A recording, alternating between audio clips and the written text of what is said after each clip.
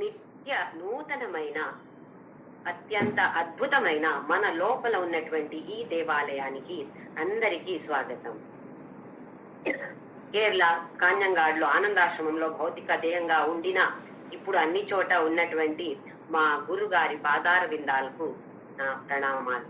అలాగే మా అమ్మ నాన్నకి కూడా నా ప్రణామాలు. మనము ఇప్పుడు 15th చాప్టర్ పురుషోత్తమ యోగా దీన్ని తెలుసుకునే ప్రయత్నం చేస్తున్నాము. చాలా ఇంట్రెస్టింగ్ చాప్టర్ ఇది. ఇప్పుడు మనం ఏం చూసాము అంటే భగవంతుడు మన సంసారాన్ని ఒక అశ్వత్థ వృక్షతో, రావి చెట్టు దీనితో పోలిస్తున్నాడు. ఎలాంటి పోలికలున్నాయి? అశ్వత్థలో శ్వ అంటే రేపు, ధ అంటే ఉండటం, శ్వత్థ అంటే రేపు ఉండటం, అశ్వత్థ అంటే దాని విరోధం, అంటే రేపు కూడా ఉంటుందో లేదో చెప్పలేము. అలాగుంది మన సంసార, మన ప్రపంచం. ఇవాళ ఉన్నాము, ఇంకా నెక్స్ట్ మూమెంట్, నెక్స్ట్ క్షణం మనం ఉంటామో లేమో తెలీదు. ఈ సంసారం ఉంటుందో లేదో తెలీదు, ఈ ప్రపంచం ఉంటుందో లేదో తెలీదు. అందుకే అశ్వత్థ వృక్ష, రావి చెట్టుతో పోలిస్తున్నాడు భగవంతుడు. శాఖలు, చాలా శాఖలు ఉన్నాయి. అలాగే మనకు సంసారంలో 14 లోకాలున్నాయి. మన కర్మాన్ని బట్టి ఏ శాఖ, ఏ కొమ్మలో మనం ఉన్నామో దానికి పైకి వెళ్ళొచ్చు, కింద కూడా వెళ్ళొచ్చు. ఇంకా పునర్జన్మ, నెక్స్ట్ జన్మంలో ఏ శాఖ ఎక్కడ కూర్చుంటామో తెలీదు. అంటే ఎలాంటి జన్మ మనకు వస్తుందో దేన్ని బట్టి ఉంది. అది భగవంతుడు ఇవ్వడం కాదు మనకు. మన కర్మ, మన వాసన, మన సంస్కార, పెద్ద సంస్కారాన్ని మోసుకొని వెళ్తున్నాం కదా, ఆ సంస్కారం బట్టి మనకు నెక్స్ట్ బర్త్ నిర్ధారం అవుతుంది, నిర్ణయం అవుతుంది. అది ఒక ప్రాణి కూడా ఉండొచ్చు, లేదా స్వర్గలోక, చంద్రలోక, సూర్యలోక, అక్కడ కూడా మనము ఉండొచ్చు. లేదా ఈ భూలోకంలోనే మంచి జన్మం రావచ్చు. అంటే మంచి పేరెంట్స్ దొరికి మళ్ళీ ఆధ్యాత్మ పథంలో ముందుకు వెళ్ళడానికి సహాయం ఇచ్చే అలాంటి వాతావరణం మనకు దొరకవచ్చు. ఇది మంచి జన్మం అంటే. అలాగే పర్ణ అంటే ఆకుల్ని, వేదాకులు ఆహారం తయారు చేస్తున్నాయి. ఒక ఫోటోసింథసిస్ అనే ప్రాసెస్ ఉంది, అది చేసి ఆహారం తయారు చేస్తున్నాయి ఈ ఆకులు. అలాగే మనం కూడా ఈ కర్మకాండ, కర్మం చేసి పుణ్య పాప ఇది మనకు లభిస్తున్నాయి. దాన్ని బట్టి మళ్ళీ పునర్జన్మ, నెక్స్ట్ జన్మ ఇలా ఎక్కడ మళ్ళీ పుట్టుతామో దాన్ని బట్టి ఉంటుంది కదా. అందుకే అది మంచి ఆహారం అయిపోతుంది మనకు. అందుకే కర్మకాండ అనేది చాలా ఇంపార్టెంట్ మనకు. ఎందుకంటే కర్మ చేసి మనస్సుని పరిశుద్ధంగా చెయ్యగలుగుతాము, లేకపోతే మనసు పరిశుద్ధం ఆవదు.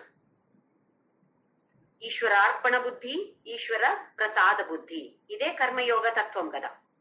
ఏ పని చేస్తే కూడా ఈశ్వరార్పణ బుద్ధితో చేయడం, అలాగే ఏ పరిస్థితి, ఏ ఫలం వస్తే కూడా ఈశ్వర ప్రసాద బుద్ధితో స్వీకారం చేయడం, ఇది కర్మయోగం. ఇది చేసి చేసి మనస్సు నిర్మలంగా తయారవుతుంది. అప్పుడు మనకు జ్ఞాన యోగ ఇది లభించాలి అంటే మనసు నిర్మలంగా ఉండాలి. లేకపోతే వింటాము, అది పెద్ద ప్రయోజనానికి మనకు రావట్లేదు. ఎందుకు? మనస్సు నిర్మలంగా లేదు. ఇక్కడ భగవంతుడు మనకు ఈ వృక్షాన్ని, సంసార వృక్షాన్ని తీసి పడేయాలంటే ఏం చేయాలి? తీసి పడేయటం అంటే ఇక్కడ మళ్ళీ పెద్ద చక్రం ఉంది కదా. పునరపి జననం, పునరపి మరణం, పునరపి జనని జఠరే శయనం. ఇది ఒక పెద్ద సర్కిల్ మనకు, చక్రం. పుట్టుతాము, కొన్నేళ్ళు ఉంటాము, ఆ తర్వాత చనిపోతాము, మళ్ళీ పుట్టుతాము, మళ్ళీ చనిపోతాము. ఇదే నడుస్తుంది. ఎన్ని జన్మాలు ఎత్తామో తెలీదు. దీని నుంచి బయటకు ఎలా రావాలి? దీనికి ఒక మనకు ఉపాయం భగవంతుడు చెప్తున్నాడు. మనం ఇప్పుడు ఒక 40-50 ఇయర్స్ దాటిన తర్వాత అందరూ చెప్తారు కదా మనకు, హెల్త్ చెకప్ చేయండి. ఎందుకు చేయాలి? ఏదైనా రోగం ఉంటే మనకు తెలియట్లేదు. ఇప్పుడు బ్లడ్ టెస్ట్ చేస్తే కదా మనకు తెలుస్తుంది షుగర్ ప్రాబ్లం ఉందా, లేదా తర్వాత కొలెస్ట్రాల్ ఎక్కువ ఉందా తక్కువ ఉందా, ఇవన్నీ తెలుస్తుంది బ్లడ్ టెస్ట్ చేస్తేనే. కొన్ని రోగానికి ఏదో సిమ్టమ్స్ ఉన్నాయి, లక్షణాలు ఉంటాయి. కొన్ని రోగానికి మనకి ఏ లక్షణాలు ఉండవు. కొందరికి చూడండి, ఇప్పుడు క్యాన్సర్ వస్తుంది, ఏ లక్షణాలు కూడా లేవు. సడన్ గా ఏదో ఒక చిన్న ఏదో ప్రాబ్లం వచ్చింది అని వెళ్తే ఇంకా బ్లడ్ టెస్ట్ చేస్తూ చేస్తూ వాళ్ళకి తెలుస్తుంది ఇప్పుడు 4th స్టేజ్ క్యాన్సర్ అంటారు. ఏ లక్షణాలు లేవు. అంటే ఆ డాక్టర్స్ దానికి కరెక్ట్ గా డయాగ్నోస్ చేస్తారు, దానికి ట్రీట్మెంట్ ఇస్తారు. కొన్ని రోగాలకి ఎలాగంటే శస్త్రచికిత్స, ఆపరేషన్ చేయాల్సిందే అంటారు డాక్టర్, వేరే దారి లేదు అంటారు.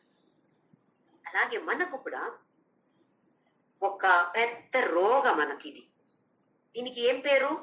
భవరోగ. మన డాక్టర్ ఎవరు? ఆ పరబ్రహ్ముడే. భవరోగ వైద్య అని ఆ డాక్టర్ కి పేరు. ఏమి భవరోగ అంటే, నేను అంటే దేహం, నేను అంటే ఈ ఆత్మ పరబ్రహ్మ నేనే అని మనకు తెలియట్లేదు. ఇదే మనకు అందరికి ఉన్నటువంటి రోగ. ఈ రోగం వల్ల వేరే వేరే కష్టాలు సుఖాలు ఇవన్నీ మనకు వస్తున్నాయి. ఈ రోగానికి ట్రీట్మెంట్ ఇవ్వాలి కదా. డాక్టర్ ఎవరో చూసాము. ఇప్పుడు భవరోగ వైద్య పరబ్రహ్మ, అది రామ కృష్ణ సాయిబాబా ఏ రూపంలో కూడా రావచ్చు. ట్రీట్మెంట్ గురించి భగవంతుడు ఇందులో చెప్తున్నాడు. ఆపరేషన్ చేయాల్సిందే అంటున్నాడు పరమాత్ముడు ఇక్కడ. మనం ఏం ఆపరేషన్ ఇది? జ్ఞాన యోగ అనేది మాత్రమే ఇక్కడ ఆపరేషన్. జ్ఞానం, మన అజ్ఞానాన్ని తీసేయాలంటే జ్ఞానం రావాలి. చీకటిగా ఉంటే, నేను అక్కడ ఊడుస్తూ ఉంటే చీకటి పోతుందా? లేదా వేరే పని చేస్తూ ఉంటే చీకటి పోతుందా? నేను అక్కడ మాట్లాడుతూ ఉంటే చీకటి పోతుందా? లేదు. అక్కడ ఏం తీసుకురావాలి? ఒక క్యాన్ లో లైట్ ఏదో తీసుకువస్తే అప్పుడు చీకటి పోతుంది. అలాగే అజ్ఞానాన్ని తీసేయడం అంటే ఎట్లా తీసేయాలి? జ్ఞానం రావాలి. జ్ఞానం ఊరికే వస్తుందా? ఈ జ్ఞానం అంటే ఇక్కడ పెద్ద ఆపరేషన్ ఇది. ఇప్పుడు మనకు భవరోగ వైద్య మన మీద ఒక పెద్ద ఆపరేషన్ చేయబోతున్నాడు. ఏం పేరు దానికి? జ్ఞాన జ్ఞాన యోగ. ఇది పెద్ద ఆపరేషన్. ఇప్పుడు హాస్పిటల్స్ లో మనకు తెలుసు, ఇప్పుడు నాకేదో ఆపరేషన్ అంటే, ఇప్పుడు రేపు ఆపరేషన్ ఉంటే రేపు పొద్దున్న 9 గంటలకు ఆపరేషన్ చేస్తామండి, మీరు 8 గంటలకి ఇక్కడ అడ్మిట్ అవ్వండి అని చెప్తారా? ఒక రోజు 2 రోజు ముందే చెప్తారు. ఎందుకు? షుగర్ కంట్రోల్ ఉందా, బీపీ కంట్రోల్ ఉందా, ఇంకా వేరే వేరే పారామీటర్స్ ఇవి అన్ని ఆ కరెక్ట్ లెవెల్లో ఉందా లేదా అని చూస్తారు కదా. అది లేదు అంటే మళ్ళీ దానికి మెడిసిన్ ఇచ్చి దాని కంట్రోల్ తీసుకువచ్చి ఆ తర్వాతనే ఆపరేషన్ చేస్తారు. అలాగే మనకు కూడా ఈ జ్ఞాన యోగాని ఆపరేషన్ ఇప్పుడు భగవంతుడు చేయడానికి రెడీగా సిద్ధంగా ఉన్నాడు. మనము సిద్ధంగా ఉన్నామా? సిద్ధంగా ఉండాలంటే ఏం చెయ్యాలి? దానికి కూడా భగవంతుడు మనకు చెప్తున్నాడు ఏం చెయ్యాలి. ఈ జ్ఞాన యోగం మనకు రావాలి అంటే, ఈ శస్త్రచికిత్స చెయ్యాలి భగవంతుడు మన మీద అంటే, దానికి సిద్ధంగా ఉండాలి. దానికి 4 ఉపాయం చెప్తున్నాడు భగవంతుడు ఇక్కడ. ఈ 3వ శ్లోకంలో లాస్ట్ 2 లైన్ లో భగవంతుడు చెప్తాడు. మళ్ళీ ఒకసారి 3వ శ్లోకం చదువుతాను. నరూపమస్యేహ తథోపలభ్యతే నాంతో నచాదిం నచ సంప్రతిష్ఠా అశ్వత్థమేనం సువిరూఢమూలం అసంగ శస్త్రేణ దృఢేన చిత్వా. ఫస్ట్ 2 లైన్స్ ఆ ఫస్ట్ శ్లోక 2 శ్లోకాలతో కలిపి చెప్పాడు. అంటే వృక్షం దాని గురించి చెప్పాడు. ఇప్పుడు లాస్ట్ 2 లైన్స్, 3rd శ్లోక లాస్ట్ 2 లైన్స్ లో అశ్వత్థమేనం సువిరూఢమూలం అసంగ శస్త్రేణ దృఢేన చిత్వా. ఒక్క శస్త్ర, ఇక్కడ శస్త్ర అంటే మనకు రెడీగా ఉండడానికి ఏం కావాలని ఫస్ట్ ఉపాయం ఇది. ఏం కావాలంట? అశస్త్ర, అసంగ. అసంగ అంటున్నాడు అంటే అటాచ్మెంట్ ఉండకూడదు. దేనికి అటాచ్మెంట్ ఉండకూడదు? ఈ ప్రపంచం మీద మోహం తగ్గించాలి. ఉంటుంది, మన భర్త, మన భార్య, పిల్లలు, వేరే వేరే వాళ్ళు, ఫ్యామిలీ మెంబర్స్ ఉంటారు, ఫ్రెండ్స్ ఉంటారు, ఇంకా ఇల్లు ఉంటుంది. దీని మీద అంత ఎంతో వ్యామోహం ఉంది. ఒకేసారి తీసి పడేయడం అవ్వదు. కొంచెం కొంచెమైనా మనము తగ్గించాలి. అసంగ శస్త్ర. ఫస్ట్ ఉపాయం భగవంతుడు చెప్పాడు అసంగ. సంగ అంటే అటాచ్మెంట్. ఇప్పుడు సత్ సంగ అంటాం. ఉండాలి, అటాచ్మెంట్ ఉండాలి. దేనితో ఉండాలి? సత్. సత్ అంటే ఏంటి? కొట్టి మనం అనుకుంటాము సత్ అంటే మంచిది అని. మంచిది కరెక్టే, కానీ అది మాత్రమే కాదు. ఏది శాశ్వతంగా ఉంటుందో దానికి పేరు సత్. అసతోమా సత్కమయ. అసత్తు నుండి సత్తుకి నన్ను తీసుకువెళ్ళు. అసత్ ఏంటి ఇక్కడ? దేహం. నేను దేహ. ఇది జ్యోతి అంటే ఈ దేహం అని ఒక భావన ఉంది కదా, ఒక మిస్కన్సెప్షన్ ఉంది మనకు. అది అసత్. అది తీసేసి నేను అంటే శాశ్వతంగా ఉన్నటువంటి పరబ్రహ్ముడే నేను, అక్కడ దాకా నన్ను తీసుకువెళ్ళు. ఇది సత్ అసత్ అంటే. అంటే ఈ అసంగ, దేనితో అటాచ్మెంట్ పెట్టుకోకూడదు అంటే ఏది సత్ ఉందో దానితో మాత్రమే అటాచ్మెంట్ పెట్టుకోవాలి. ఈ లౌకిక అటాచ్మెంట్, లౌకిక వ్యామోహం మనము తగ్గించాలి. ఇది ఫస్ట్ ఉపాయం భగవంతుడు చెప్తున్నాడు. ఇంకా నెక్స్ట్ శ్లోకంలో చూద్దాము వేరేం చెప్పుకోతున్నాడు భగవంతుడు అని. శ్లోక నంబర్ 4. తత పదం తత్పరిమార్గితవ్యం యస్మిన్ గతాన నివర్తంతి భూయః తమేవ చాద్యం పురుషం ప్రపద్యే యతః ప్రవృత్తిః ప్రసృతా పురాణి. తతః ఆ తరువాత పదం తత్. తత్ పరిమార్గితవ్యం. తత్ అంటే అది. ఏదది? అది అంటే తత్ త్వం అసి. అది నువ్వే. ఏది?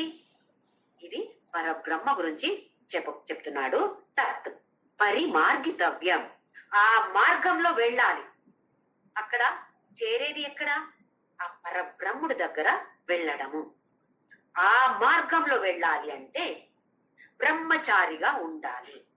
మళ్ళీ మనకు బ్రహ్మచారి అంటే ఇట్లా, నాకు పెళ్లి అయింది కదా, నేను గృహస్థాశ్రమి కదా, నేనెట్లా బ్రహ్మచారిత్వం ఆచరించగలుగుతాము? ఇది కాదు కదా. అంటే బ్రహ్మచారి అంటే ఈ పరబ్రహ్మ తత్వంలో దాన్ని తెలుసుకోవాలి అని ఎవరు వెళ్తున్నారు? చారా అంటే మూమెంట్, వెళ్ళడం. ఎక్కడ వెళ్తున్నాము మనమందరు ఇప్పుడు? ఆ పరబ్రహ్ముడు గురించి తెలుసుకోవడానికి వెళ్తున్నాము, ముందుకు వెళ్తున్నాము. అయితే మనమందరూ కూడా బ్రహ్మచారిలే. ఇప్పుడు గృహస్థాశ్రమియే, కానీ బ్రహ్మ గురించి తెలుసుకోవడానికి ఎవరికి ఆసక్తి ఉందో, ఎవరికి ఇంట్రెస్ట్ ఉందో, ఎవరు ఆ మార్గంలో నడుస్తున్నారో వాళ్ళకి పేరు బ్రహ్మచారి. ఈ అర్థం లేదు అంటే భగవంతుడు అర్జునుడికి చెప్పేవాడా? అర్జునుడు బ్రహ్మచార్య? అర్జునుడు కూడా పెళ్లి అయింది కదా, గృహస్థాశ్రమి కదా. ఒక్క భార్య కాదు, ఎన్నో మంది భార్యలు. గృహస్థాశ్రమి కదా. మళ్ళీ ఎందుకు చెప్తున్నాడు అంటే పరబ్రహ్మ ఏంటి, దీన్ని తెలుసుకోవాలి అని ఎవరికి ఆసక్తి ఉందో, లేదా అధ్యాత్మ పథంలో ఎవరు ముందుకు వెళ్తున్నారో వాళ్ళకి పేరు బ్రహ్మచారి. లేదా తత్ పరిమార్గితవ్యం. ఏమంటున్నాడు భగవంతుడు అంటే లోక జ్ఞానం కావాలి, లోక వ్యవహారం చేయడానికి లోక జ్ఞానం కావాలి. కానీ ఎన్ని సంవత్సరాలు ఇదే చేస్తూ ఉంటావు? కొంచెమైనా దీని మీద ఇంట్రెస్ట్, ఉత్సాహం ఉండాలి కదా, తెలుసుకోవాలి. అంటే మనకు భగవద్గీత మీద ఆశ రావాలి, నేను ఇది నేర్చుకోవాలి. వేద అంటే ఏంటి, ఉపనిషత్తు అంటే ఏంటి? ఇంతవరకు నేను అనుకున్నాను ఉపనిషత్తు ఓహో నాకు కాదు, అది పెద్ద పెద్ద స్వామీజులు మాత్రమే నేర్చుకుంటారు, అది నా వల్ల కాదు, నాకు కాదు అది. ఇలాంటి ఒక భావన ఉండేది. ఇప్పుడు భగవద్గీత ఏంటి? వేదాంత అంటే ఉపనిషత్తు. ఉపనిషత్తు సారమే ఈ వేద, ఈ భగవద్గీత. వేదాల సార ఉపనిషత్, ఉపనిషత్తుల సార ఈ భగవద్గీత. అయితే ఎంత ఇంట్రెస్టింగ్ గా ఉంది, మనకు అర్థం అవట్లేదా? కొంచెమైనా అర్థం అవుతుంది కదా. అయితే భగవంతుడు ఏమంటున్నాడు, ఈ స్క్రిప్చరల్ స్టడీ అంటాం. భగవద్గీత ఉండొచ్చు, ఉపనిషత్తు ఉండొచ్చు, ఒక సిస్టమ్ గా చదవడం, నేర్చుకోవడం, శ్రవణ మనన నిధిధ్యాసన. ఆ తర్వాత మన జీవితంలో ఎలాగ ఆచరించాలి కొంచెమైనా నేర్చుకొని దాన్నే మళ్ళీ ఆలోచించి నేనెట్లా దీన్ని ఆచరించవచ్చు అని ఆలోచించి దాన్ని ఆచరించడము ఇదే తత్ పరిమార్గితవ్యం. ఆ మార్గంలో వెళ్ళడం అంటే ఎక్కడ మార్గం ఉంది? ఒక పెద్ద నేషనల్ హైవే అలా ఉందా ఏంటి? కష్టంగా ఉంది. కానీ ఒక్క నిర్ధారం తీసుకున్నాం కదా మనం అందరు కూడా, వెళ్తాము అందరు కలిసి ఇందులో వెళ్తామని తీసుకున్నాం కదా, అందరు కూడా బ్రహ్మచారిలే, అందరూ ఆ మార్గంలో వెళ్తున్నాము. ఇది ఒక ఉపాయం చెప్తున్నాడు భగవంతుడు. ఈ మార్గంలో రావాలి. దేనికి? ఆ సంసార నుండి బయటకి రావాలి అని ఆశ ఉందా? మోక్ష కావాలి అని ఆశ ఉందా? ఉంటే ఫస్ట్ పాయింట్ ఏం చెప్పాడు? అసంగ. ఎంతవరకు మనకు కుదురుతుందో అంత వ్యామోహం తగ్గించడం. ఇప్పుడు తత్ పరిమార్గితవ్యం. ఇలాంటి విషయం నేర్చుకోవాలని ఆసక్తి రావడం, లేదా ఫోర్స్ఫుల్లీ చెయ్యాలి, నాకు చెయ్యాలి చెయ్యాలి, నేను ఇలాంటిది చెయ్యాలి. ఒక్కొక్కసారి మనసు ఉండదు, కానీ ఫోర్స్ చేయాల్సి వస్తుంది. ఇది తత్పరిమార్గితవ్యం. యస్మిన్ గత నా నివర్తంతి భూయః. ఎలాంటి మార్గం ఇది? ఒక్కసారి అక్కడ అంద్యామో మళ్ళీ భూయః అంటే మళ్ళీ పునః, నా నివర్తంతి మళ్ళీ రిటర్న్ లేదు. ముందుకు వెళ్ళి అక్కడ దాకా అంద్యామో ఇంకా అక్కడ పర్మనెంట్.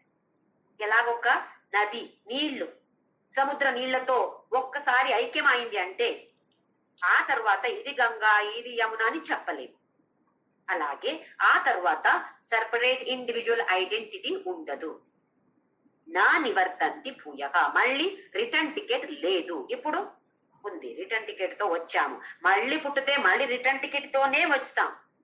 ఒక్కసారి అక్కడ వెళ్ళామా ఆ తర్వాత మళ్ళీ మనకు వచ్చే టికెట్ లేదు, రిటర్న్ టికెట్ కూడా మనకు ఉండదు. తరువాత తమేవచ ఆద్యం పురుషం ప్రపత్యే. ప్రపత్తి అంటే శరణు పోవడం, శరణాగతి, సరెండర్. అన్ని నీకే వదిలేస్తున్నాను. చాలా చెప్తున్నాము, మనం అందరు కూడా చెప్తున్నాము. లేదండి ఆ దేవుడికి అన్ని వదిలేశాను అని అంటాము, నోట్తో అంటాము. అది ఒక్క లిప్ సర్వీస్ మాత్రమే.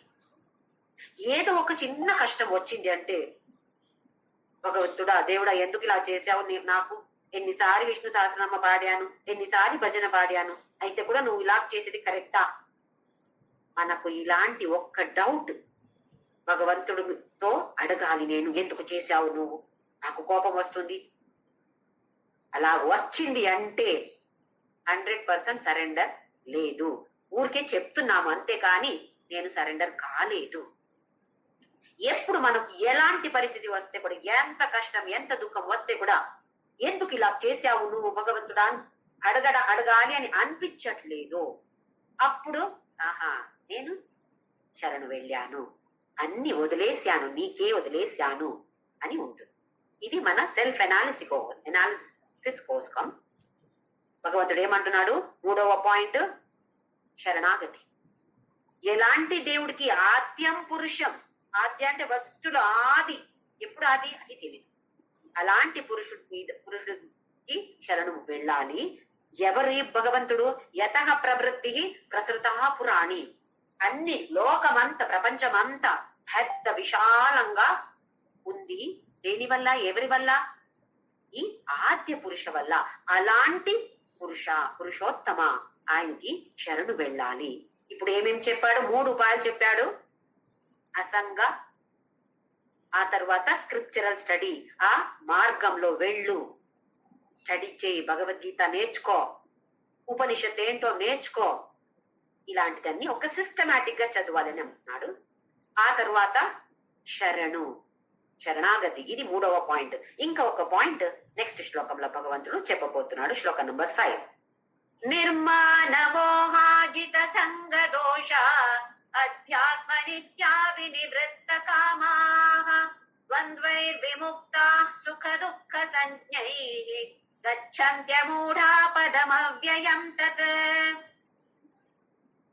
ఇలాంటి సద్గుణ, ఇది 13వ అధ్యాయం కూడా చాలాసారి చూసాం మనము. సద్గుణాలు ఉండాలి. ఈ సద్గుణాలు ఎలా అంటే, మనకు ఏదైనా మెడిసిన్ డాక్టర్ ఇస్తే దానికి ఒక పథ్యం, ఎస్పెషల్ ఈ ఆయుర్వేద హోమియోపతి మెడిసిన్ తీసుకుంటే వాళ్ళు అంటారు పథ్యం ఉండాలి, చెయ్యాలి. ఇవి లేహం తీసుకోండి, ఈ మెడిసిన్ తీసుకోండి, కానీ కాఫీ తాగకండి, టీ తాగకండి, ఇంకా పాలు పెరుగు ఇవన్నీ వదిలేయండి కొన్ని రోజులు అని అంటారు కదా. ఎందుకు? అలాంటి పథ్యం చెయ్యకపోతే మనకేం కావాలో అది తింటే ఈ మెడిసిన్ పనికి రాదు. మెడిసిన్ ఎందుకు తీసుకుంటున్నాము? ఏ రోగం ఉందో అది తగ్గాలి అని కదా. ఇంకా ఆహారం, మంచి ఆహారం ఉండొచ్చు. ఇప్పుడు పాలు పెరుగు మంచి ఆహారమే, కానీ ఆ మెడిసిన్ తో పనికిరాదు, ఈ రోగానికి పనికిరాదు. అందుకే డైట్ చెప్తారు. ఇప్పుడు మనకు అలోపతి ఆపరేషన్ అయితే కూడా డైటీషియన్ వస్తారు రూమ్ కి వచ్చి, ఇవి తినాలి, ఇంత తినాలి, పొట్ట నిండా తినకూడదు. ఇంకా ఆపరేషన్ ఇప్పుడు అంటే ఒక 10 hours ముందే ఫుడ్ ఇచ్చేసి ఇంకా తర్వాత మీరు నీళ్లు కూడా తాగకండి అని చెప్తారు కదా. అంటే పథ్యం ఎవరైనా అది ఆచరించాల్సిందే. అలాగే ఇక్కడ భగవంతుడు మళ్ళీ సద్గుణాల గురించి చెప్పబోతున్నాడు. ఇవి లేకపోతే జ్ఞానం మనకు రాదు, మోక్ష మనకు 100% రాదు. మళ్ళీ ఈ గుణాలు ఎక్కడి నుంచి వచ్చాయి? ఇది చూసాము 14వ అధ్యాయంలో. సత్వగుణ, రజోగుణ, తమోగుణ. సత్వగుణ ప్రధానంగా ఉండాలి. తమోగుణ ఉందా లేదా ఎట్లా తెలుస్తుంది? సెల్ఫ్ అనాలిసిస్ చేసుకో. ఇది చూసాం 14వ అధ్యాయంలో. తమోగుణ ఉంటే మెల్లమెల్లగా రజోగుణానికి రావాలి. రజోగుణ ప్రధానంగా ఉంటే సత్వగుణ ప్రధానంగా ఉండాలి. ఆ తర్వాత ఎన్నేళ్ళలో, ఎన్ని జన్మాలో సత్వగుణ ప్రధానంగా ఉండి ఆ తరువాత అతీతమవ్వాలి. ఇది కూడా చూసాం. అయితే సత్వగుణ ప్రధాన అంటే ఇవి అన్ని సద్గుణాలు రావాలి. ఊరికే సత్వగుణ ప్రధానం అవ్వదు కదా.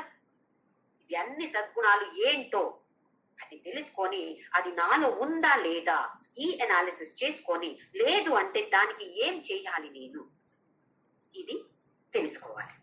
ఇప్పుడు నిర్మాణ ఫస్ట్ గుణ చెప్తున్నాడు. నిర్మాణ. మాన అంటే నేను నేను అని ఉంటుంది కదా.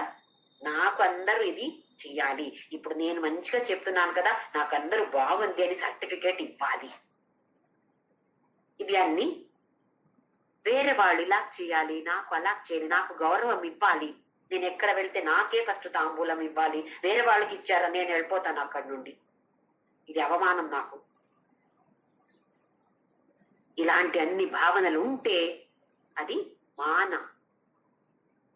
ఏదో కొంచెం సాధిస్తే, ఏదో ఒక చిన్నది సాధించాం అనుకోండి, ఎవరో వచ్చి ఒక ఇద్దరు ముగ్గురు చెప్తారు చాలా బాగుంది చాలా బాగుంది అని. అప్పుడేమవుతుంది? ఓహో నేనే చేశాను, నేనే కదా, వాళ్ళకేం తెలుసు, నాకే తెలుసు, నాకు భగవద్గీతలు తెలుసు, బైహార్ట్ తెలుసు, అర్థం కూడా తెలుసు నాకు. ఎంత అహంకారం అది. ఇలాంటిదాన్ని వదిలేయాలి. ఎలా వదిలేయడం అంటే, ఏ టాలెంట్ నాలో ఉంటే, నాకు భగవద్గీత తెలుసు అంటే ఎవరు నేర్పించారు నాకు? ఏదో ఒక డాన్స్ తెలుసు, మ్యూజిక్ తెలుసు, లేదా ఏదో ఒక ఫీల్డ్ లో నాకు చాలా ఎక్స్పర్ట్ నేను అంటే ఎక్కడి నుంచి వచ్చింది? ఇది భగవంతుడు నాకు ఇచ్చాడు, గిఫ్ట్ గా ఈ టాలెంట్ ఇచ్చాడు. ఇంకా అమ్మ, టీచరు లేదా ఎవరు నాకు నేర్పించారు. ఇది ఈ అవకాశం నాకు భగవంతుడు ఇచ్చాడు. వేరే వాళ్ళకి అవకాశం భగవంతుడు ఇవ్వలేదు, నాకు ఇచ్చాడు. దానికి నేనేం చెయ్యాలి? ఆ భగవంతుడికి ప్రణామం చేయాలి కదా. నాకు ఇచ్చావు నువ్వు, ఎంత నేను కృతజ్ఞతగా ఉండాలి నీకు. ఇది నిర్మాణ. లేదా నేనే, నాకే తెలుసు, వేరే వాళ్ళకి ఏం తెలుసు, నాకే తెలుసు అని అనుకుంటే మాన. ఇలాంటి గుణ ఉంటే ఆపరేషన్ చెయ్యడు భగవంతుడు. నిర్మాణ. అలాగే నిర్మోహ. నిర్మాణ మోహాని కలిసి వచ్చింది అక్కడ. అది నిర్మోహ. మోహ ఉండకూడదు, వ్యామోహ ఉండకూడదు. మళ్ళీ అటాచ్మెంట్. అది సంగ అంటే ఇది మోహ అంటే ఏమి కాదో అది నేను అని అనుకోవడం. ఇప్పుడు నేను ఈ దేహాన్ని మనకు భావన, ఇది నిజమా? నేను అంటే ఈ దేహమా? కాదు కదా. నేను అంటే ఆత్మ అని తెలుసా? ఎన్నోసారి చదువుతాము, కానీ ఒక్కసారైనా అనుభవానికి వచ్చిందా? ఎన్నోసారి తెలిసింది విశ్వరూప దర్శన, భగవంతుడే ఉన్నాడు తెలిసింది. ఎవరో వచ్చి తిట్టుతారు, భగవంతుడు కనిపిస్తున్నాడు అక్కడ, నా శత్రు కనిపిస్తున్నాడు అక్కడ కదా. అయితే నిర్మోహ, ఇలాంటి అటాచ్మెంట్ అన్ని వదులుకోవాలి. జిత సంఘ దోష, ఈ సంఘం నుండి వచ్చే ఏమేం దోషాలు ఉన్నాయో దాన్ని తెలుసుకొని, జిత అంటే గెలిచడం, జిత సంఘ దోష. అధ్యాత్మ నిత్య, నిత్య అధ్యాత్మ చదవాలి. అధ్యాత్మ గురించి మనము ఆలోచన చేయాలి, చింతన చేయాలి. ఏదో ఒక్క నెలానికి ఒక్కసారి ఏదో సత్సంగం వినడం, ఏదో ఒక్క భగవద్గీత చదవడం అది సరిపోదు. మనకు ఊరికే నార్మల్ భక్తులకైతే చాలు, మనకు చాలు. ఇప్పుడు మనం అది కాదు కదా, మనం అందరం ఇప్పుడు సాధకులు, ముముక్షులు, మోక్ష కావాలి అని ఈ పథంలో మనము వెళ్తున్నాం. అయితే అధ్యాత్మ నిత్య, నిత్య కావాలి మనకు. ఇంట్లో ఒక కుక్క ఉంటే 2 రోజులు నేను ఏ ఆహారం దానికి ఇవ్వట్లేదు అనుకోండి, అప్పుడు ఏం చేస్తుంది ఆ కుక్క? ఎక్కడో స్ట్రీట్ కి వెళ్ళి అక్కడ ఏం పడి ఉందో, ఎక్కడ ఏముందో దాన్ని తిని, పొట్ట నిండగా ఏం దొరుకుతుందో అది తిని వచ్చేస్తుంది. మన మనస్సు కూడా ఇలాగే ఉంది. మంచి మంచి న్యూట్రిషియస్ ఫుడ్ అంటాం, ప్రోటీన్ కావాలి, విటమిన్ కావాలి, అన్ని కావాలి. అవి అన్ని ఏమి న్యూట్రిషియస్ ఫుడ్ కావాలో మనస్సుకి, పొట్టకి ఎలా న్యూట్రిషియస్ ఫుడ్ కావాలో అలాగే మనస్సుకి కూడా న్యూట్రిషియస్ ఫుడ్ కావాలి. అది ఇవ్వకపోతే ఏం చేస్తుంది? ఏదో ఒక టీవీ సీరియల్లో అత్తగారు కోడలు అక్కడ ఫైటింగ్ అవుతుంది, ఆహా దాన్ని చూసి ఎంత ఎంజాయ్మెంట్. అది టీవీలో మాత్రమే కాదు, పక్క ఇంట్లో అక్కడ ఏదో నడుస్తుంది ఫైటింగ్, మనకెంతో సంతోషం. ఇక్కడ చూడండి, అక్కడ అత్త కోడలు ఎంత ఫైటింగ్ చేస్తున్నారు. అప్పుడు ఇలాగండి మనకు లోపల సంతోషం. అది ఎందుకు? ఇలాంటి మంచి విచారాలు ఉన్నాయని తెలీదు, ఉంటే కూడా దాని మీద ఏ ఆసక్తి లేదు. తెలిస్తే కూడా, వింటే కూడా, ఓహో ఇది నాకు, ఈ పాయింట్ నాకు అని భావన లేదు. ఈ పాయింట్ వాళ్ళకి, నాకు కాదు వాళ్ళకి. ఎందుకు? సెల్ఫ్ అనాలిసిస్ చేయట్లేదు కదా, వేరే వాళ్ళ అనాలిసిస్ చేయడానికి రెడీగా ఉన్నాం. వాళ్ళు ఎందుకు ఇలా చేశారు, ఎందుకు అలా చేయలేదు, ఎందుకు ఈ చీర కట్టుకొని వచ్చారు, ఎందుకు చూడిదార్ వేసుకోలేదు, ఇవి అన్ని అనాలిసిస్ మనం చేస్తున్నాం. మొన్న కూడా అదే చీర కట్టుకొని వచ్చారు, ఇవాళ కూడా చూడండి అదే చీర కట్టుకొని వచ్చారు. మనకేం పోతుంది? వేస్ట్ ఆఫ్ టైం కదా. అయితే అధ్యాత్మ నిత్య ఒక సిస్టమాటిక్ గా చదవాలి. దీనికి చాలా ఇంపార్టెంట్ అది మనమందరూ కూడా. తరువాత వినివృత్త కామాహ, కామ అంటే కోరికలు, నివృత్త రిటైర్మెంట్ తీసుకోవాలంట. కామాలు అంటే వెళ్ళిపోవాలి. కామాలు ఇక్కడ కామ అంటే లౌకిక కోరికలు, దాన్ని తీసి పడేయాలంటే ఏం చెయ్యాలి? ఈ కోరిక ఉండకూడదు అంటే ఇంకా దానికి మంచిది పెద్ద కోరిక రావాలి.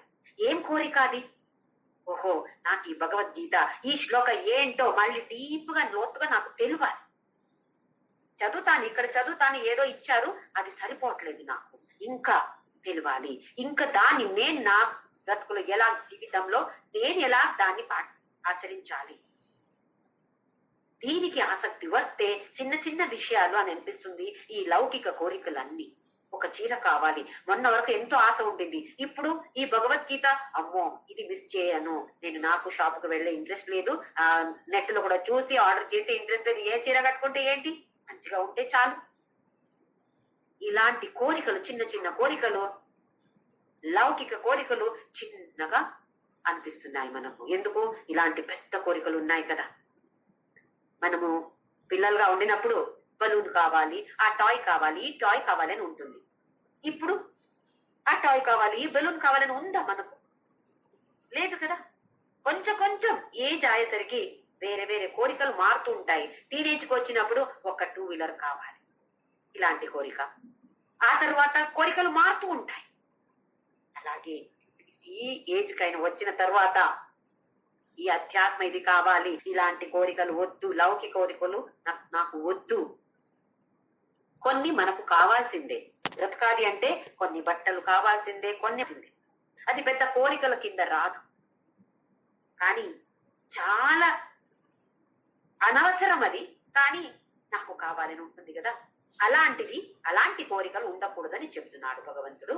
అంటే అధ్యాత్మ మీద ఎక్కువ ఆసక్తి వచ్చినప్పుడు ఈ లౌకిక కోరికలు ఆటోమేటిక్ గా తగ్గుతాయి, అయితే నివృత్తి పొందుతాయి. అలాంటి గుణ లేదా అది పెంచుకో.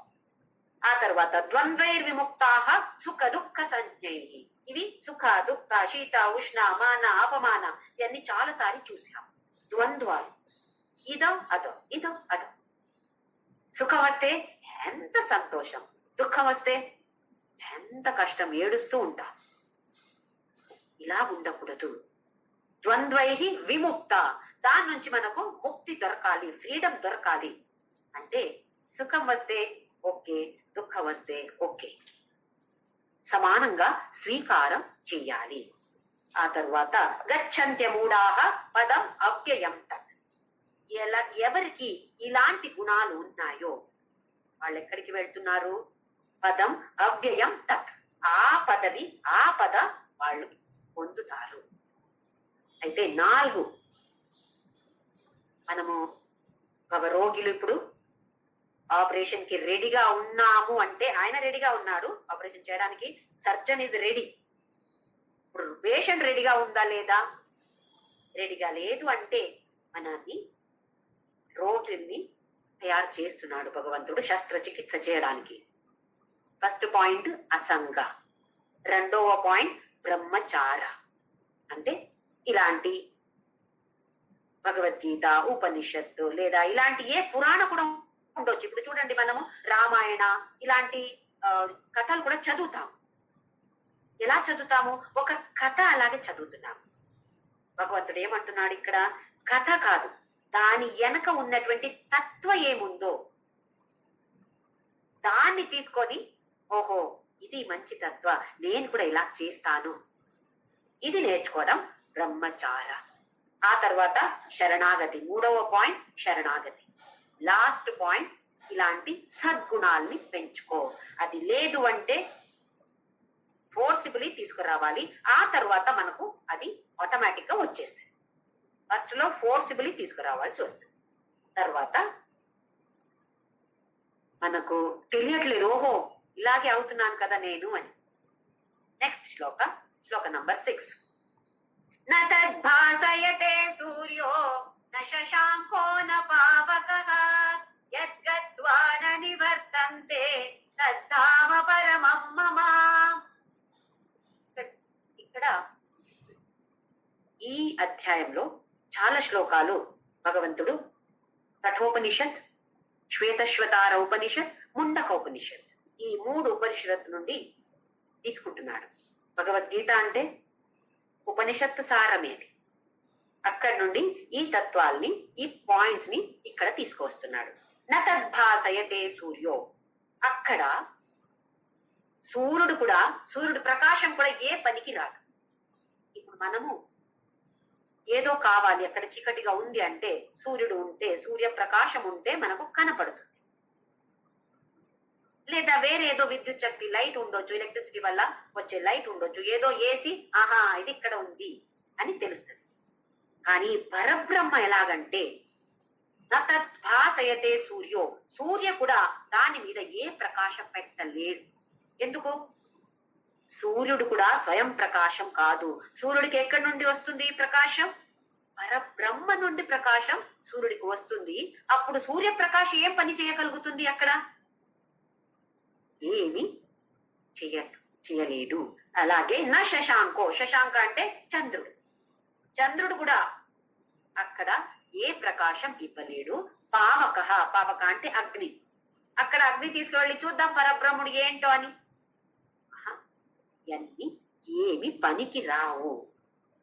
యద్గత్వా నా నివర్తంతే తద్ధామ పరమం మమ. మళ్ళీ ఎక్కడ వెళ్ళిన తరువాత అది పరమధామం అయిపోతుంది. మనం పరమధామ, పరంధామ. ఇక్కడ వెళ్ళడం అంటే మళ్ళీ ఏదో కార్ ఎక్కి, ట్రైన్ ఎక్కి, ఫ్లైట్ ఎక్కి వెళ్ళడం కాదు కదా.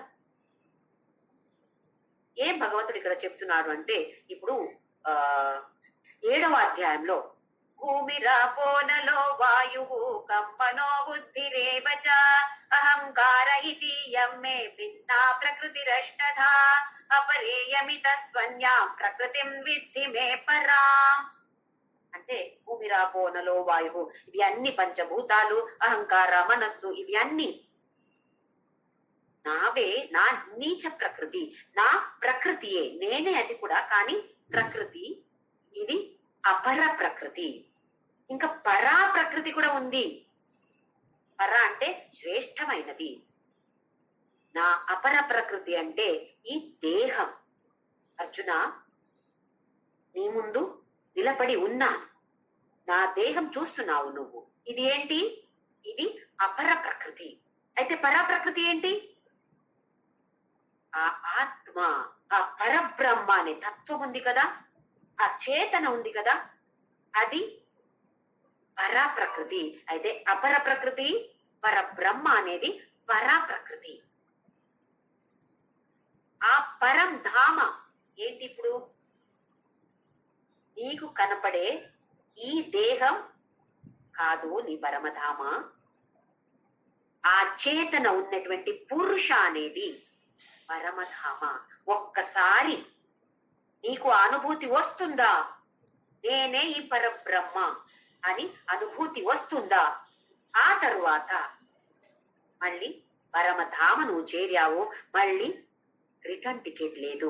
యత్ గత్వా నా నివర్తంతే, మళ్ళీ వెనక్కి రావు. ఎందుకు? పరమధామ చేరావు కదా. మనకిప్పుడు పరమధామ అంటే వైకుంఠమో కైలాసమో ఇలా మనకు ఒక భావన. కైలాసం మాత్రమే పరంధామ, వైకుంఠ అంటే పరంధామ. ఇది ఇంకా ఎలా చూపిస్తున్నారు సినిమాలో? ఎలా చూపిస్తున్నారంటే, ఎవరైనా చనిపోతే ఒక వెలుగు ఇక్కడ నుంచి వచ్చి పైకి ఇలాగ వెళ్ళి అక్కడ ఐక్యమైపోతుంది అని. అందుకే మనం ఏం ఒక భావన, చనిపోతే ఇక్కడ నుండి అక్కడ వెళ్ళి ఐక్యం అవడం. ఎక్కడ వెళ్ళము. ఐక్య అవడం అంటే వెళ్ళడం కాదు, వేరే చోట వెళ్ళడం కాదు. మన దృష్టి ఇప్పుడు ఆ పరబ్రహ్మ, ఆ చేతన మీద ఉండటం. నేను అంటే ఈ దేహం కాదు, నేను అంటే ఆ పరబ్రహ్మ. ఇది చూసాం కదా, ఇదే గుణాతీత, ఇదే పరమధామ, పరంధామ.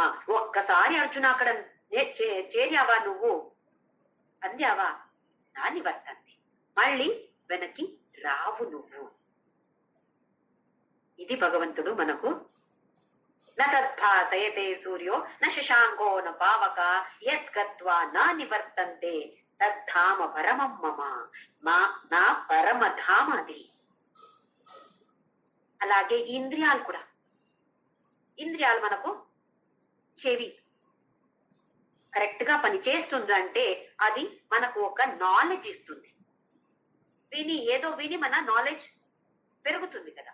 అలాగే చూడటం కూడా, దానికి కూడా ఒక ప్రకాశం. అది నాలిక, అది కూడా ఒక ప్రకాశం ఇస్తుంది. దేనికి ప్రకాశం? ఒక టేస్ట్ కి, రుచికి ప్రకాశం ఇస్తుంది. అయితే ఇవి అన్ని కూడా ప్రకాశం అని చెప్పొచ్చు, జ్యోతి అని చెప్పొచ్చు. కానీ ఇవేవి పనికి రావు. సూర్యుడు, చంద్రుడు, అగ్ని, ఈ ఇంద్రియాలు కూడా మనకు అక్కడ పనికి రావు.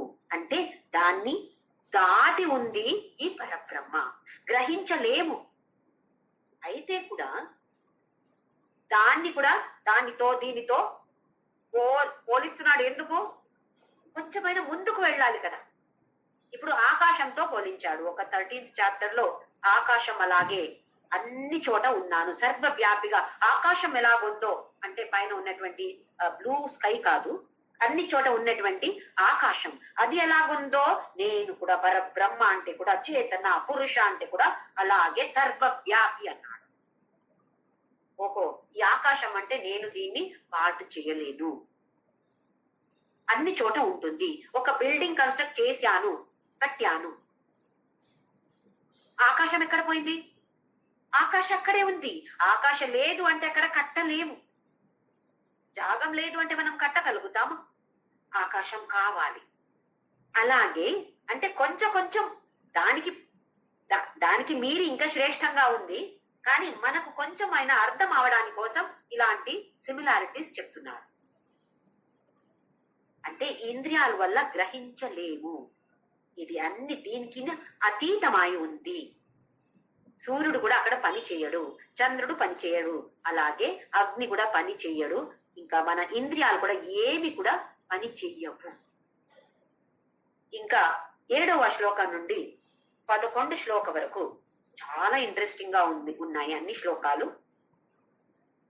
ఇందులో భగవంతుడు ఏం చెప్తున్నాడు అంటే, ఈ జీవాత్మ పరమాత్మ ఒక్కటే అంటున్నాడు. అంటే నేనే మొత్తం లోక, ఇంకా వేరే ఎవ్వరు లేరు అర్జున. ఎక్కడ చూస్తే నేనే వచ్చాను, నేనే ఉన్నాను. ఎలా చెప్తున్నాడో చూద్దాము. 7వ శ్లోక.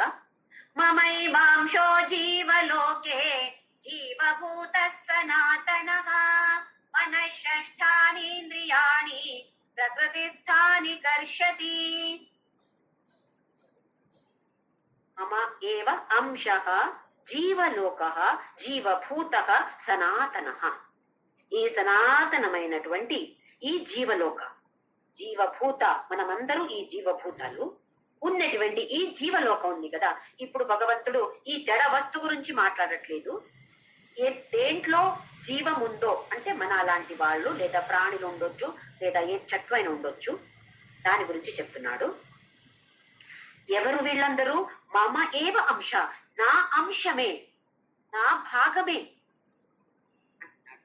ఇక్కడ మళ్ళీ ఒక్కసారి అంశ భాగం చెప్పాను నేను, కానీ ఏంటది అని చూద్దాం. ఈ పురుష అంటే చేతన, ప్రకృతి అంటే అనాత్మ లేదా అచేతన. ఇది చూసాము 13వ అధ్యాయంలో, ఇది కరెక్ట్ గా తెలుసుకున్నాము. పురుష చేతన, ప్రకృతి అనేది అచేతన లేదా జడ. ప్రకృతిలో ఏది ఉంది ఇప్పుడు? మన దేహ, మన మనస్సు, బుద్ధి, ఇంద్రియాలు, ఇవి అన్ని ప్రకృతి కింద వస్తుంది. అనాత్మ అని చెప్పొచ్చు. ఒకటి ఆత్మ పురుష, ఇంకొకటి ప్రకృతి అనాత్మ. కానీ ఇప్పుడు చూస్తే నా మనసు పని చేస్తుంది, నా దేహ చేతన ఉంది అందులో అని డౌట్ వస్తుంది కదా మనం. ఎలాగంటే మమ ఏవ అంశ, ఈ చేతన పురుష నుండి ఈ మనస్సు అక్కడ నుండి తీసుకుంటుంది, చేతనాన్ని తీసుకుంటుంది. ఎలా తీసుకుంటుంది అంటే ఒక ప్రతిబింబ, రిఫ్లెక్షన్. అలాగే ఇప్పుడు సూర్యుడి రిఫ్లెక్షన్, ప్రతిబింబ మనకు నీళ్లలో కనిపిస్తుంది, చూస్తాము. ఒక మిర్రర్, అద్దం ఉంటే మనము దాని ముందు వెళ్ళి నిలబడితే ఏం కనపడుతుంది? నేను కనపడుతున్నాను ఆ మిర్రర్లో. మిర్రర్లో నిజంగా ఉన్నానా నేను? కానీ కనపడుతున్నాను. ఎందుకు? అది నా ప్రతిబింబం. అలాగే ఈ పురుష అనేది మాత్రమే చేతన, ప్రకృతి అనేది అచేతన. ప్రకృతిలో వస్తుంది మన మనస్సు, మన దేహం. ఈ మనస్సు మీద ప్రతిబింబం పడుతుంది, దేహం మీద కాదు. చేతన, పురుష చేతన ఒక ప్రకాశం అని అనుకోండి. ప్రతిబింబ పడుతుంది మనస్సు మీద.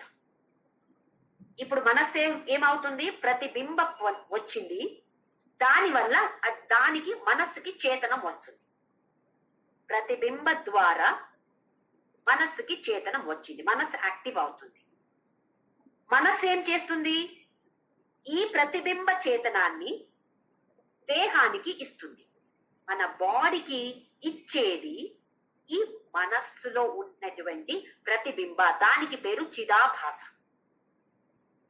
అర్థమవుతుంది అనుకుంటున్నాను. పురుష నుండి, పురుష మాత్రమే చేతన, ప్రకృతి అచేతన. పురుషం నుండి ఈ చేతన ప్రతిబింబ అలాగే మనస్సు మీద పడుతుంది. మనస్సు దాన్ని తీసుకొని ఆ ప్రతిబింబ, దానికి పేరు చిదాభాస, ఆ చిదాభాసాన్ని దేహ మీద పెడుతుంది. ఇప్పుడు మనస్సు యాక్టివ్ గా ఉంది, దేహం కూడా మొదలు పెట్టింది పని చేయడం. అయితే మన దేహానికి ఎక్కడి నుండి చేతన వచ్చింది? మనస్సు ద్వారా, ఆ చిదాభాస ద్వారా చేతనం వచ్చింది దేహానికి. అర్థమవుతుంది అనుకుంటున్నాను. ఇది చెప్తున్నాడు భగవంతుడు, ఇది నా అంశ. ఇక్కడ అంశ అంటే రాసుకోవచ్చు మీరందరు కూడా, ప్రతిబింబ, నా భాగం కాదు. నన్ను డివైడ్ చేయలేరు ఎవరు కూడా. ఎలాగ ఆకాశాన్ని మనం డివైడ్ చేయలేమో అలాగే ఆ పరబ్రహ్ముడిని కూడా మనము డివైడ్ చేయలేము, భాగం చేయలేము. అయితే ఇక్కడ నా అంశ, నా భాగ అంటే నా ప్రతిబింబ. ఇప్పుడు నేను మాట్లాడుతున్నాను, చూస్తున్నాను, వినపడుతుంది ఎట్లా ఎట్లా అంటే పరమాత్ముడు ఉన్నాడు, పరబ్రహ్ముడు ఉన్నాడు. ఆ పరబ్రహ్ముడు నా మనస్సు మీద ప్రతిబింబ పెట్టాడు. ఈ ప్రతిబింబ, మనస్సుని వచ్చిన ప్రతిబింబ నా దేహం మీద పడి నా దేహం ఇప్పుడు మాట్లాడుతుంది, వింటుంది, చూస్తుంది. అయితే ఎవరైనా ఎవరిని చూస్తా, ఏదో ఒక వ్యక్తిని చూస్తాను, చూస్తే నాకు ఏమి ఆలోచన రావాలి? ఓహో, ఈ వ్యక్తి మాట్లాడుతున్నాడు అంటే అక్కడ ఆలోచన రావాలి. ఈ వ్యక్తి వెనక, ఈ దేహం వెనక ఏముంది? మనస్సు ఉంది. ఆ మనస్సు వెనక ఏముంది? ఆ పరబ్రహ్మం. అక్కడ పరబ్రహ్మ లేదా మనస్సు మీద ప్రతిబింబ ఎలా పడుతుంది? మనస్సుకి ప్రతిబింబ లేదో ఈ దేహం ఎలా మాట్లాడుతుంది? మనం ఇప్పుడు ఒక ఫ్యాన్ నడుస్తూ ఉంది, అక్కడ లైట్ వెలుగుతూ ఉంది అక్కడ. అయితే నేను పిల్లల్ని అడుగుతానా, కరెంట్ ఉందా? ఏంటమ్మా అక్కడ ఫ్యాన్ నడుస్తుంది, తెలియట్లేదా నీకు అని అడగరా పిల్లలు? అలాగే ఒక వ్యక్తి మాట్లాడుతుంది, ఏదో ఒక పని చేస్తున్నాడు అంటే ఏం రావాలి ఆలోచన? ఓహో, దీని వెనక ఒక మనస్సు ఉంది, ఈ మనస్సు వెనక చేతన ఉంది, ఆ పరబ్రహ్మ ఉన్నాడు. ఇది మన మనసుకి, బుద్ధికి తెలవాలి ఇప్పుడు. అయితే ఏ వ్యక్తి అని ఇప్పుడు చూస్తున్నారు, ఆహా ఈమె మాట్లాడుతుంది. ఎలా మాట్లాడుతుంది? దేహ అచేతన కదా, బుద్ధి అచేతన కదా, మనస్సు అచేతన కదా. కానీ మాట్లాడుతుంది అంటే ఎక్కడి నుండి వచ్చింది ఈ చేతన? ఓహో, ఈ దేహం వెనక అక్కడ ఒక మనస్సు ఉంది. ఆ మనస్సు ప్రతిబింబ తీసుకొని, చేతన పురుష నుండి ప్రతిబింబ తీసుకొని ఇక్కడ ఈ దేహానికి ఆ చేతన ఇస్తుంది. దానివల్ల ఈ దేహ పని చేస్తుంది, మాట్లాడుతుంది, చూస్తుంది. ఆ పరబ్రహ్మ అక్కడ మనకి గుర్తుకి రావాలి. ఎలా ఒక్క ఫ్యాన్ చూస్తే ఓహో కరెంట్ ఉంది అని తెలుస్తుంది కదా, అలాగే ఒక్క వ్యక్తి, ఇప్పుడు జడ వస్తుని వదిలేద్దాం, మనము మాట్లాడే చూసే ఒక్క వ్యక్తిని చూస్తే ఇమ్మీడియట్ గా మనకు ఆహా దేహం మీద వెనక మనస్సుంది, మనస్సు వెనక ఈ పరబ్రహ్ముడు ఉన్నాడు. అప్పుడు మనం ఏమనుకుంటామో, విశ్వరూప దర్శన చూడటానికి ఇది మనకు సహాయం ఇస్తుంది. ఇంకా ఒక క్లాస్ లో మనం చూసాము సూక్ష్మ శరీర, స్థూల శరీర. దాని గురించి చెప్పబోతున్నాను ఇప్పుడు. నెక్స్ట్ శ్లోక, ఈ శ్లోక రెండు కలిపి అలా చూస్తే ఆ తర్వాత 9 శ్లోక కూడా అది ఇంకొక క్లాస్ లో చూద్దాము. శరీరం యదవాప్నోతి యచ్చాప్యుత్క్రామతీశ్వరః గృహీత్వైతాని సంయాతి వాయుర్గంధాని వాశయాత్. శరీరం యత్ అవాప్నోతి, ఒక్క శరీరాన్ని పొందుతాము. ఇప్పుడు ఈ శరీరం వచ్చింది, తెలుసు నాకు వచ్చింది. యచ్చాప్యుత్క్రామతీశ్వర, ఉత్క్రామతి అంటే దీన్ని వదిలేసి వెళ్ళడం, ఈ దేహాన్ని వదిలేసి వెళ్ళడం అంటే మరణం. పుట్టాము, మరణం. ఈశ్వర అంటే ఈ జీవ అంటే ఇక్కడ ఆ సూక్ష్మ శరీరం. ఏమవుతుంది అని భగవంతుడు చెప్తున్నాడు, గృహీత్వైతాని సంయాతి. ఈ ఈశ్వర అంటే ఆ కంట్రోల్లో ఉన్నటువంటి సూక్ష్మ శరీరం ఏం చేస్తుంది? గృహీత్వైతాని సంయాతి వాయుర్గంధ నివాశయాత్. ఇప్పుడు ఒక మంచి మల్లెపూ ఉంది అనుకోండి, ఎవరో మల్లెపూలు మాల వేసుకొని వస్తే ఆహా ఎంటర్ అవగానే, రూమ్ ఎంటర్ అవగానే మనం ఇక్కడ కూర్చున్న వాళ్ళు ఏం చేస్తాము, ఆహా మంచి వాసన. ఎలా వచ్చింది ఆ వాసన మనకు? మల్లెపూ నా చేతిలో లేదు కదా, అక్కడ నుండి గాలి తీసుకువచ్చింది. దేన్ని తీసుకువచ్చింది? గాలి పూల్ని తీసుకురాలేదు. ఆ వాసన మాత్రమే తీసుకువచ్చింది. ఎలా గాలి గంధ గంధ అంటే వాసన వాసనాన్ని వస్తుందో అలాగే పూల్ని తీసుకురాలేదు, పువ్వు తీసుకురాలేదు, గంధం మాత్రమే తీసుకువచ్చింది. అలాగే మరణం వచ్చినప్పుడు ఈ స్థూల శరీరం అంటే ఒక పువ్వు, అలాగే పువ్వుని తీసుకువెళ్ళట్లేదు, గంధాన్ని మాత్రమే తీసుకువెళ్తుంది ఈ వాయు. అయితే మనకి ఇక్కడ గంధ అంటే ఆ సూక్ష్మ శరీరం, సూక్ష్మ శరీరాన్ని మాత్రమే తీసుకువెళ్తుంది. ఏమవుతుంది? స్థూల దేహ, ఈ దేహాన్ని స్థూల శరీరాన్ని ఇక్కడ వదిలేసి తీసుకువెళ్ళడం ఏంటి? సూక్ష్మ శరీరం మాత్రమే. ఏముంది సూక్ష్మ శరీరంలో?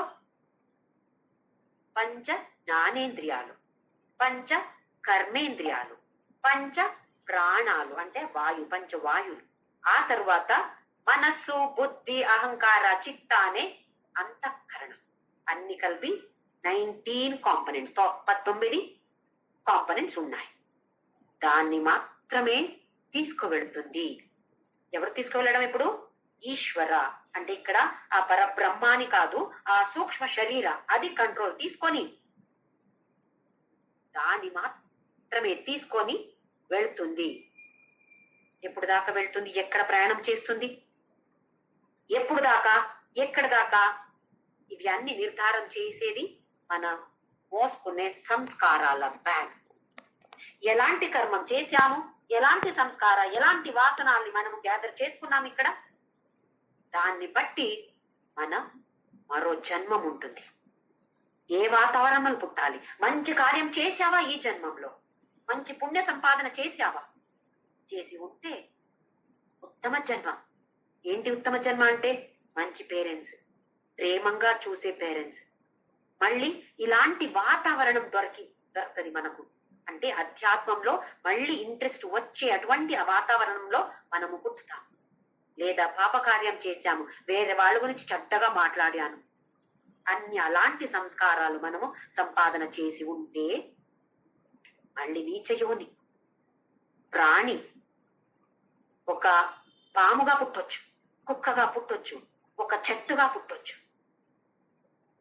మన సంస్కారాన్ని బట్టి మళ్ళీ మనకు ఎప్పుడు జన్మం వస్తుంది, ఎన్ని రోజులు మనం ఇలా ప్రయాణం చేస్తాము, అది కూడా ఇప్పుడు ఏమి చెప్పలేము, జనరల్ గా చెప్పలేము. ఎప్పుడు వరకు, ఎన్ని రోజులు, ఎన్ని సంవత్సరాలు తెలీదు. అది కూడా ఆ కర్మాల్ని బట్టి ప్రయాణం చేస్తూ ఉంటాం. ఇప్పుడు చనిపోయిన పెద్దవాళ్ళకి మనము శ్రాద్ధం చేస్తాము. చేసినప్పుడు అక్కడ పిండ వేస్తాం. ఇప్పుడు నాన్నగారిది అని అనుకోండి, నాన్నగారిది చేస్తూ ఉంటే ఒకే పిండం చెయ్యము, 3 పిండాలు ఉంటాయి అక్కడ. ఎవరిది? నాన్న, నాన్న వాళ్ళ నాన్న, ఆ నాన్న వాళ్ళ నాన్న. అంటే మా నాన్న, మా తాతగారు, ఇంకా తాతగారి నాన్న. ఎందుకు? ఎందుకంటే మనకు తెలీదు వాళ్ళు పుట్టారా, పుట్టి ఉండొచ్చు, లేదా ఇంకా ప్రయాణం చేస్తూ ఉండొచ్చు. చేస్తూ ఉంటే వాళ్ళకి ఆహారం ఇవ్వడం. ఈ పితృలోకంలో మన ఇక్కడ భూలోకంలో ఏ టైం, ఏ స్పేస్ ఉందో అది పనికి రాదు. అక్కడ వేరే టైం ఫ్రేమ్ ఉంటుంది. అక్కడ 1 సంవత్సరం అంటే మనకు 1 రోజు. అందుకే సంవత్సరానికి ఒక్కసారి శ్రాద్ధం చేస్తాం. వాళ్ళకి అది 1 రోజు. అంటే ఈ టైము, ఈ స్పేస్ అక్కడ వేరే పితృలోకంలో వేరే ఉంటుంది, స్వర్గలోకంలో వేరే ఉంటుంది, వేరే వేరే లోకాల్లో వేరే వేరే టైం ఫ్రేమ్ ఉంటుంది. మన స్వప్నం చూడండి, నిద్రపోయినప్పుడు కళల్లో ఒక 10 మినిట్స్ మధ్యాహ్నం నిద్రపోయాను, నాకు కళ వచ్చింది, మంచి కళ వచ్చింది. ఏమొచ్చింది డ్రీమ్ లో? పెళ్లి చేశాను, పెళ్లి అయింది, నాకు పిల్లలు పుట్టారు, ఆ పిల్లలకి పెళ్లి అయింది, ఆ పిల్లలకి పిల్లలు పుట్టారు. ఎంతసేపు నిద్రపోయాను? ఒక్క 10 నిమిషాలే. కానీ పెళ్లి అయింది, పిల్లలు పుట్టారు, పిల్లలకి పిల్లలు పుట్టారు, ఓహోహోహో అంత జరిగింది ఆ 10 నిమిషంలో. అంటే ఆ స్వప్న లోకంలో కూడా ఈ టైం ఫ్రేమ్ పనికిరాదు. అలాగే వేరే వేరే లోకంలో వేరే వేరే టైం ఫ్రేమ్ ఉంటుంది. అందుకే శ్రాద్ధం చేసినప్పుడు 3 పిండాలు వేస్తాం అక్కడ. అంటే వాళ్ళు పుట్టకపోయి ఉంటే వాళ్ళకి నేను ఆహారం ఇస్తాను. ఇది నా కర్తవ్యం. పుట్టితే ఆ ఫుడ్ వేస్ట్ అయిపోవచ్చు, కానీ పుట్టకపోయి ఉంటే వాళ్ళకి ఆహారం నేను ఇస్తున్నాను. ఇది మన సనాతన ధర్మంలో చేసిన ఆచారం. అందరూ ఆచరించే ఒక ఆచారం ఇది. ఇంకా ఈ దేహాన్ని, ఈ సూక్ష్మ శరీర, ఈ స్థూల శరీర అర్థం అవడానికి ఒక్క ఉదాహరణ ఇస్తాను. మనం బల్బ్ చూస్తాము, ఎలక్ట్రిక్ బల్బ్. బల్బ్ ఎలాగుంటుంది? ఒక షేప్ లో ఉండొచ్చు, ఒక రౌండ్ గా ఉండొచ్చు, లేదా ట్యూబ్ లైట్ అయితే ఇలా ఉండొచ్చు. దాని లోపల ఒక ఫిలమెంట్ అని ఉంటుంది, ఒక దారం అలాగా ఉంటుంది. ఎలక్ట్రిక్ చిన్న ఒక వైర్ ఉంటుంది, దానికి పేరు ఫిలమెంట్ అని. మనము స్విచ్ ఆన్ చేసినప్పుడు ఏమవుతుంది? కరెంట్ అందులో ప్రవహిస్తుంది. ప్రవహించి ఈ ఫిలమెంట్ వెలుగుతుంది. ఆ బయట ఉన్నటువంటి బయట ఉంది కదా, ఆ బల్బ్ ఉంది కదా, దానికేమవుతుంది? దానికేమవ్వదు, అది అలాగే ఉంటుంది. కానీ లోపల ఈ ఫిలమెంట్ వెలుగుతుంది. దానివల్ల ఇది కూడా వెలిగినట్టు మనకు అనిపిస్తుంది. నిజంగా వెలిగేది ఏది? ఆ ఫిలమెంట్ మాత్రమే. బయట అది మనకు అన్ని చోట రావడానికి అంతే, కానీ ఒక వ్యవహారానికి అంతే, కానీ అది ఏ పని చేయట్లేదు. ఇప్పుడు ఆ ఫిలమెంట్ ఏదో అయింది అనుకోండి, పనికి రావట్లేదు. ఇప్పుడు ఆన్ చేస్తే కూడా విద్యుత్ శక్తి ప్రవహిస్తుంది, కానీ ఫిలమెంట్ పని చెయ్యట్లేదు. అప్పుడు ఏమవుతుంది? లైట్ వెలుగుతుందా? వెలగట్లేదు. ఎందుకు? ఆ ఫిలమెంట్ పని చెయ్యట్లేదు. అలాగే మనకిక్కడ ఈ బయట ఉన్నటువంటి బల్బ్ ది బయట ఉంది కదా, అది మన స్థూల శరీరం అని అనుకోండి. ఆ ఫిలమెంట్ ఏమది? అది సూక్ష్మ శరీరం. ఇప్పుడు ఈ సూక్ష్మ శరీర పని చేయట్లేదు అంటే స్థూల శరీర పడేయాల్సిందే. అక్కడ ఎలక్ట్రిసిటీ ప్రవహిస్తుంది, ఆ పురుష అనేది, ఆత్మ అనేది ఉంది, కానీ సూక్ష్మ శరీరం పని చెయ్యట్లేదు. సూక్ష్మ శరీరంలో ఈ మనస్సు అనేది పని చెయ్యకపోతే ప్రతిబింబ ఎక్కడ ఉంది? ప్రతిబింబ లేదు. ఇప్పుడు ఇది మళ్ళీ జడ వస్తువు అయిపోతుంది. చేతన లేదు, దానికి పేరు డెడ్ బాడీ. సూక్ష్మ శరీరం స్థూల శరీరాన్ని వదిలేసి సపరేట్ అవడమే మరణం. జన్మం అంటే ఈ సూక్ష్మ శరీర స్థూల శరీరతో జాయిన్ అవ్వడం జన్మ. ఇది జన్మ మరణ. మరణ అంటే సూక్ష్మ శరీర సపరేట్ అవడం, జన్మ అంటే మళ్ళీ జాయిన్ అవడం. అయితే ఈ సూక్ష్మ శరీర మాత్రమే బయట వెళ్తుంది. ఎలా ఒక పువ్వు నుండి వాయు, గాలి, గంధం మాత్రమే తీసుకువెళ్తాడో అలాగే మరణం అంటే ఇక్కడ ఈ స్థూల శరీరాన్ని వదిలేసి సూక్ష్మ శరీరం మాత్రమే ప్రయాణం చేయడం. ఎంత ప్రాముఖ్యత ఇవ్వాలి మనం ఈ సూక్ష్మ శరీరానికి. దాన్ని బట్టి మన నెక్స్ట్ జన్మం నిర్ధారం అవుతుంది. అందులో ఇంద్రియాలు ఉన్నాయి, కర్మేంద్రియాలు ఉన్నాయి, జ్ఞానేంద్రియాలు ఉన్నాయి. కొన్ని మన కంట్రోల్లో ఉన్నాయి. ఏం వినాలి నేను, ఏం మాట్లాడాలి నేను, ఇది మన కంట్రోల్లో ఉంది. దీనికి పేరు ఫ్రీ విల్, స్వ ఇచ్ఛ. లేదు, నేను టీవీ చూస్తూ ఉంటాను, ఏదో సీరియల్ చూస్తాను, నాకు ఎలా కావాలో అలాగ వాగుతాను, నేను చెయ్యొచ్చు. వాళ్ళ గురించి వీళ్ళ గురించి తప్పు తప్పు, నీ చేసింది తప్పు, అది తప్పు చెప్పొచ్చు. ఎలాంటి సంస్కారం స్టోర్ చేస్తున్నాం ఇక్కడ? ఎప్పుడో 30 సంవత్సరాలు ఏం ఘటన నడిచిందో, ఏదో దుఃఖ సన్నివేశం నడిచిందో, ఎవరో కష్టం ఇచ్చారు నాకు, దాని గురించే నేను ఇవాళ కూడా మాట్లాడతాను అంటే నా స్మృతిలో, నా మెమరీలో ఏం స్టోర్ చేశాను నేను? ఏం స్టోర్ చెయ్యాలి? దేన్ని తీసుకువెళ్తున్నాను నేను? ఇదే సూక్ష్మ శరీరం మళ్ళీ ఇంకొక స్థూల శరీరానికి వెళుతుంది. ఇదే సూక్ష్మ శరీర పని చేస్తుంది, ఇదే స్మృతి, ఇదే మెమరీతో పని చేస్తుంది అక్కడ. అయితే దానికి ఎంత ప్రాముఖ్యత ఇవ్వాలి, దేనికి ఇస్తున్నాం మనం? ఈ దేహాన్ని వదిలేసి వెళ్తున్నాం, కానీ ఎంత ప్రాముఖ్యత ఈ స్థూల శరీరానికి ఇస్తున్నాం? మనస్సు, మన మెమరీ, ఏం పెట్టాలి, ఏం స్టోర్ చేయాలి ఇక్కడ?